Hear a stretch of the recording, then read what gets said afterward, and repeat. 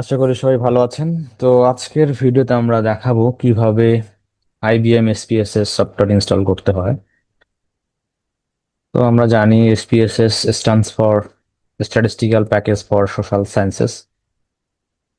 তো এই সফটওয়্যার আসলে স্ট্যাটিস্টিক্যাল কাজে লাগে এবং আমরা যারা স্ট্যাটিস্টিক্স নিয়ে কাজ করি তাদের মোটামুটি সবাই এই সফটওয়্যার সম্পর্কে পরিচিত। তো এখন আমরা আসলে দেখাবো কিভাবে এই সফটওয়্যারটা ইনস্টল করতে হয় পিসির মধ্যে।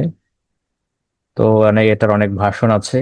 আমার কাছে আপাতত 24 ভার্সনটাই আছে, বাট এখন অলমোস্ট 30 ভার্সন চলে আসছে।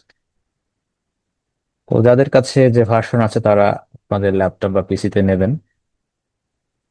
আবার এটা নর্মালি হচ্ছে পেইড সফটওয়্যার, বাট অনেক সময় ক্র্যাক ভার্সনও পাওয়া যায়, তো সেটা আপনারা কালেক্ট করবেন। কেউ চাইলে আমার কাছ থেকেও কালেক্ট করতে পারেন। তো এখন আমরা আসলে দেখবো কিভাবে এই সফটওয়্যারটা ইনস্টল করতে হয়। সো আমার কাছে IBM SPSS statistics 24 software version, তো সেটাই আমি ইউজ করব ইনস্টলের জন্য। তো আমরা সিম্পল যেভাবে ইনস্টল করে থাকি যে কোনো সফটওয়্যার, প্রায় সেম। ওকে, তো আমরা এখানে আমাদের ইনস্টলেশনের জন্য যে ফাইল সেটাতে ইনস্টল ডাবল ক্লিক করব, তাহলেই সে ইনস্টলেশন শুরু করে দেবে। কিন্তু এটা আসলে নর্মালি বড় সফটওয়্যার, ধরো যে 1 জিবির উপরে, এই জন্য কিন্তু একটু ইনস্টল হতে সময় নেবে।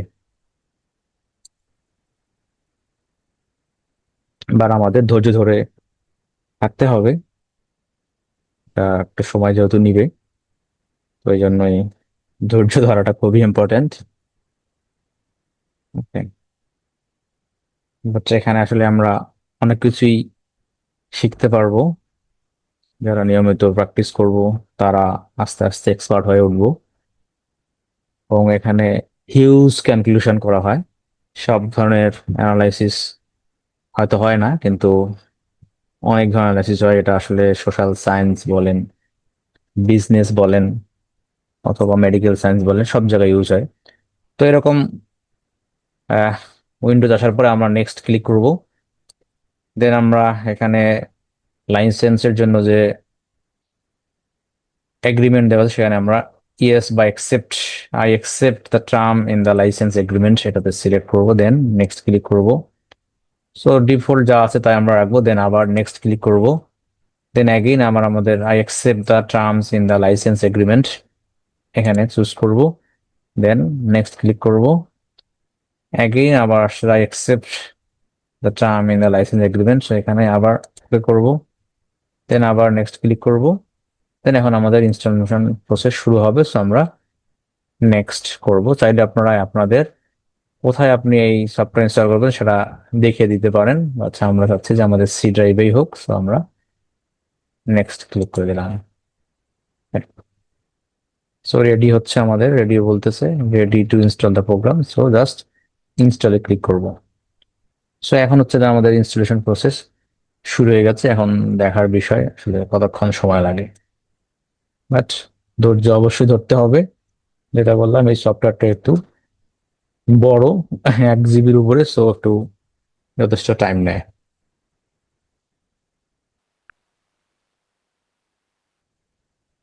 সো মোটামুটি দ্রুতই ইনস্টলেশনের কাজ চলছে।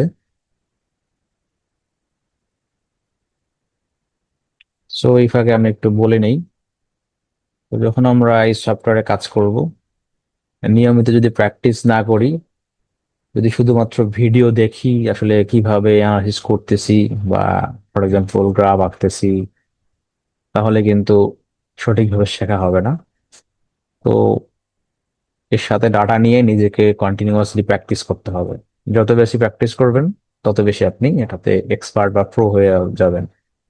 এবং এই সফটওয়্যার ইউজ করে আপনি নিজের থিসিস বা ইন্টার্নশিপ বা ডিজার্টেশন বা রিসার্চ কাজে যেমন ইউজ করতে পারবেন, কেউ চাইলে আপনারা এই সফটওয়্যারে যেসব analysis, for example descriptive statistics বা hypothesis testing, P test, Z test, অথবা অ্যানোভা বা রেগ্রেশন কোরিলেশন, এসব করেও কিন্তু আপনি ডাটা অ্যানালিস্ট হিসাবে এক্সপার্ট হলে সেগুলো ইউজ করে কিন্তু আপনি আপনার প্রফেশনকে তৈরি করতে পারেন। সো সবকিছুই আসলে ডিপেন্ড করে আপনি কতটুকু এটার উপরে এফোর্ট দিচ্ছেন। তো যে যত বেশি এফোর্ট দিবেন বা শেখার প্রতি আগ্রহী থাকবেন বা নিয়মিত শিখবেন, তারা কিন্তু এটাতে এক্সপার্ট হয়ে যাবেন। এবং সেটা সঠিকভাবে যদি আপনি আপনার প্রফেশনাল লাইফে অ্যাপ্লাই করেন, সেখান থেকে কিন্তু আপনার ইনকাম জেনারেটরের সুযোগ থাকবে। তো এটা আসলে ডিপেন্ড করে আসলে কে কি চায় তার উপরে। তো আশা করি আপনারা সুন্দরভাবে প্র্যাকটিস করবেন এবং ভালোভাবে শিখবেন।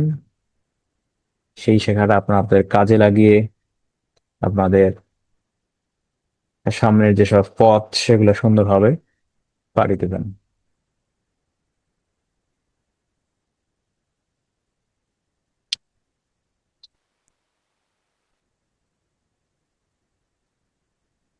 তো মোটামুটি আমাদের ইনস্টলেশন প্রসেস শেষের দিকে।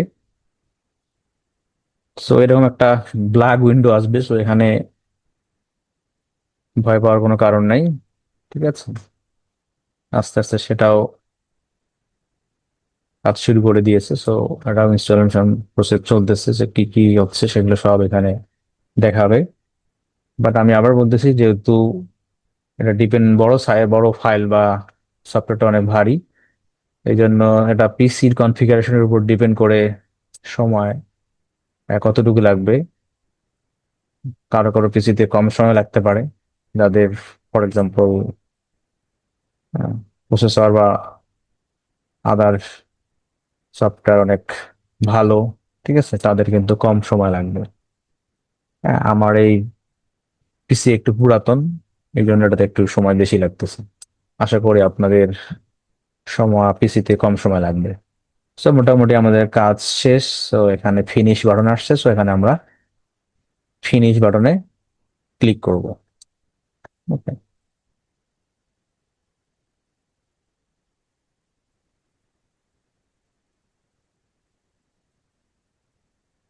সো এখন আর এসপিসি সফটওয়্যারের উইন্ডোজ ওপেন হচ্ছে। ওকে, সো এখানে বলতেছে ইউর ট্রায়াল হ্যাজ এক্সপায়ার্ড, তো লাইসেন্স প্রোডাক্ট। সো আমার যেহেতু লাইসেন্স আছে, সো সেটা আমি এখানে এন্টার করাবো।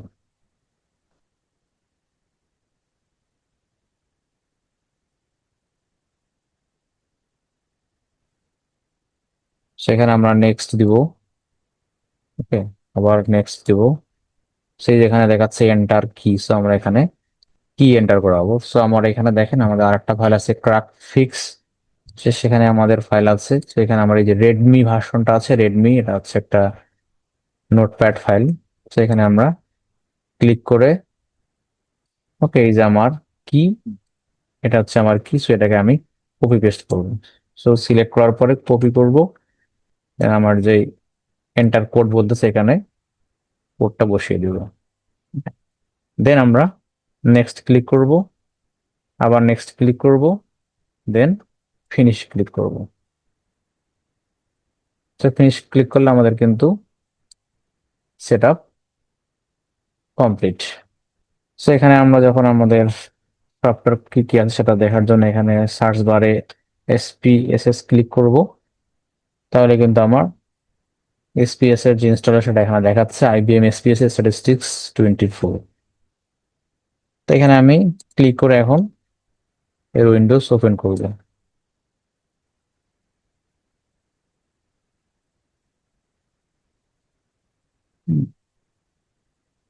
উইন্ডোজ ওপেন করলে আমাদের প্রথমেই কিন্তু একদম যারা বেসিক তাদের কিন্তু এই ওটা উইন্ডোজ চলে আসবে।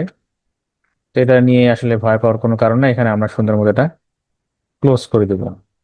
ক্লোজ করে দিলেই কিন্তু আমাদের এই যে ইন্টারফেসটা দেখতে পাচ্ছেন, মোটামুটি এক্সেল এর মতো, এটাই আসলে আমাদের এসপিএসএস এর ওয়ার্কিং এডিটর।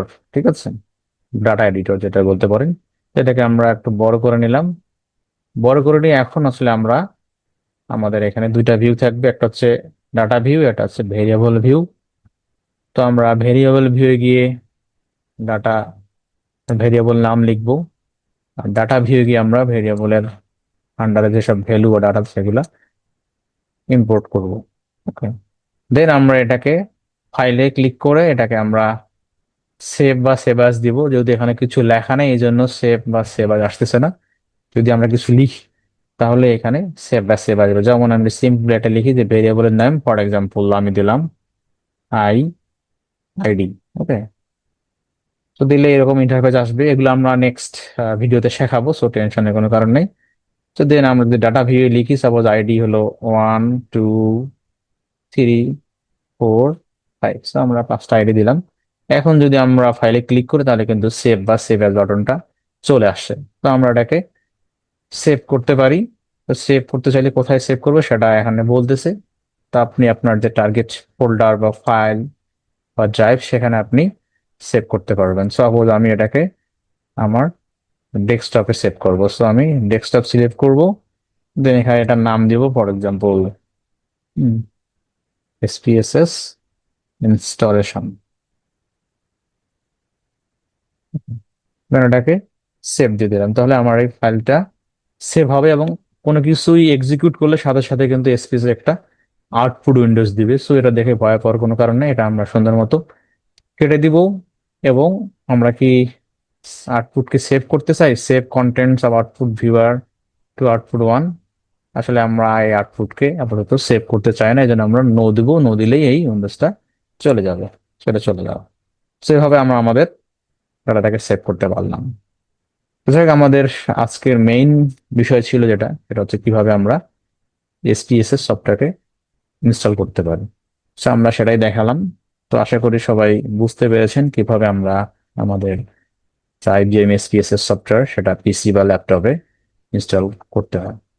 তারপরে যদি কারো কোনো কোশ্চেন থাকে অবশ্যই আমাকে কমেন্টে জানাবেন এবং চ্যানেলটিকে অবশ্যই সাবস্ক্রাইব করবেন এবং লাইক এবং কমেন্ট করবেন।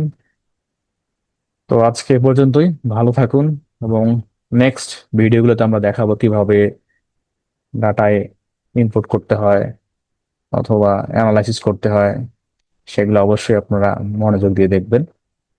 তো সে পর্যন্ত ভালো থাকুন, সঙ্গে থাকার জন্য সবাইকে অসংখ্য ধন্যবাদ।